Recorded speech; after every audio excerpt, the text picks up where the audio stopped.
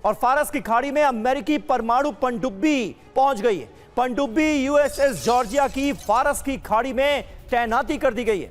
USS Georgia में 154 Tomahawk मिसाइलें तैनात हैं। आदेश मिलते ही ईरान पर हमला कर देगा यूएसएस जॉर्जिया। पश्चिमी मीडिया के हवाले से यह खबर सामने आ रही। तो आप देखें, मध्य पूर्व में ट्रंप की किलर पनडुब्बी को तैनात किया गया। मध्य पूर्व में ट्रंप की किलर पनडुब्बी जॉर्जिया, यूएसएस जॉर्जिया के बारे में आप जानिए कि आखिरकार कितनी घातक है ये ओहायो क्लास पनडुब्बी है और यह परमाणु संचालित गाइडेड मिसाइल पनडुब्बी है और इसकी लंबाई है लगभग 170 मीटर।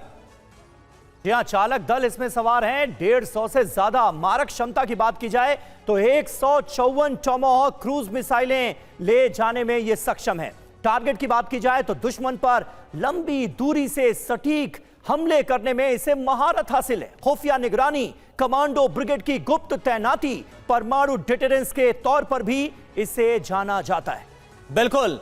इसके अलावा यूएसएस जॉर्जिया के अगर अटैक पावर की बात करें तो इसकी ताकत आप जानिए। 2025 ऑपरेशन मिडनाइट हैमर में ये शामिल थे। इस्फहान न्यूक्लियर फैसिलिटी पर मिसाइलें दागी थी। 2024 में हिजबुल्लाह के ठिकानों पर हमला किया गया था। बड़ी बात क्या है, यूएसएस जॉर्जिया की मौजूदगी ही ईरान पर दबाव बना सकते। और देखिए, मनीष झा भी इस वक्त हमारे साथ है।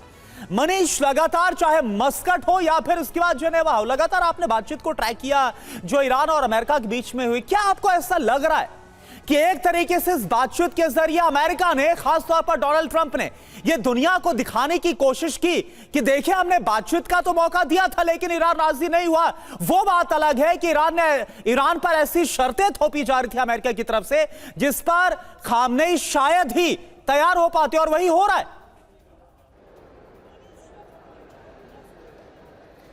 देखिए, बात तो यही है कि अमेरिका की जो शर्तें हैं वो ईरान के लिए वही है कि वो खुद से अपने डेथ वारंट पर साइन कर दे। हाँ। तो ईरान इसको मानेगा नहीं।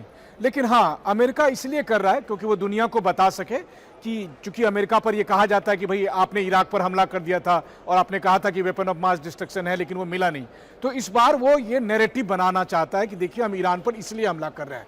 लेकिन एक और समस्या है जिसके लिए ये डायलॉग का पूरा ड्रामा रचा जा रहा है।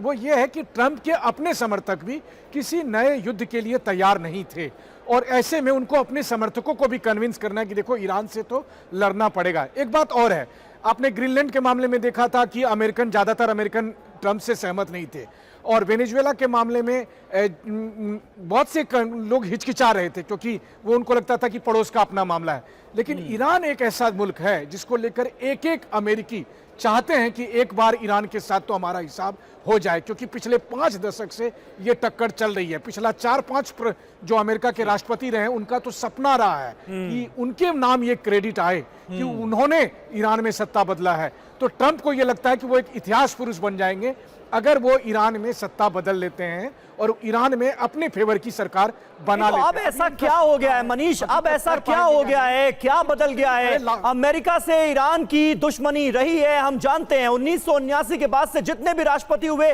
सबका सपना यही था। इजराइल के साथ भी ईरान की ऐसी ही अदावत रही है बीते इतने सालों से। लेकिन अब क्या बदल गया कि अमेरिका को लग रहा है कि यह मौका बिल्कुल मुफीद है, हमला हो जाना चाहिए?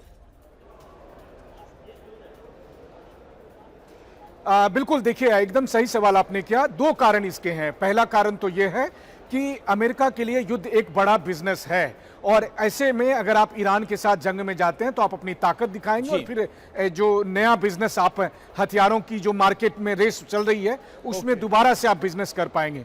दूसरी बात क्या है कि रूस यूक्रेन युद्ध के बाद से एक जो इंटरनेशनल ऑर्डर, जो वर्ल्ड ऑर्डर अभी कोलैप्स किया हुआ है, ऐसे में लोग उसको अमेरिका पर दबाव पाने की स्थिति में नहीं है। कोई और समय होता तो अमेरिका को कहा जाता कि आप ऐसा काम कर क्यों रहे हैं जिससे पूरी दुनिया डिस्टर्ब होगी। लेकिन इस वक्त मौका बड़ा सही है अमेरिका के लिए। और जो तीसरी बात है कि देखिए, पिछले 2-3 साल में इजराइल ने हमास को खत्म किया, हिजबुल्लाह को खत्म किया या हुती को कमजोर किया, तो इन सब को लगता है कि ईरान अभी सबसे कमजोर स्थिति में है। लेकिन अगर ईरान को 2-4 साल मिल गया तो दोबारा से वो हमास, हिजबुल्लाह जैसे प्रॉक्सी संगठन खड़ा करेंगे और अपने आसपास जो है वो एक सुरक्षा घेरा तैयार कर लेंगे। तो इजराइल और अमेरिका दोनों को लगता है कि अगर अभी नहीं तो फिर कभी नहीं। इस बार अगर हमने ईरान को नहीं रोका, और फिर ईरान ने अपनी ताकत तो दिखाई दी थी जून में। बिल्कुल मनीष, तो यानी कि अब अमेरिका को लगता है कि जिस तरह से इजराइल और अमेरिका ने मिलकर तमाम प्रॉक्सीज का खात्मा करने की कोशिश की या फिर उनको कमजोर कर दिया है, तो यह वक्त सही है कि अब ईरान पर हमला किया जाए। एक और बड़ी खबर, तेहरान ट्रंप की शर्तें मानने को बिल्कुल भी तैयार नहीं है। परमाणु समझौते पर अटकी है वार्ता। डिप्लोमेसी को और आगे बढ़ाना बहुत ज्यादा मुश्किल है। व्हाइट हाउस ने इजराइल को दे दिया है बड़ा संकेत, कभी भी ईरान के खिलाफ सैन्य विकल्प पर फैसला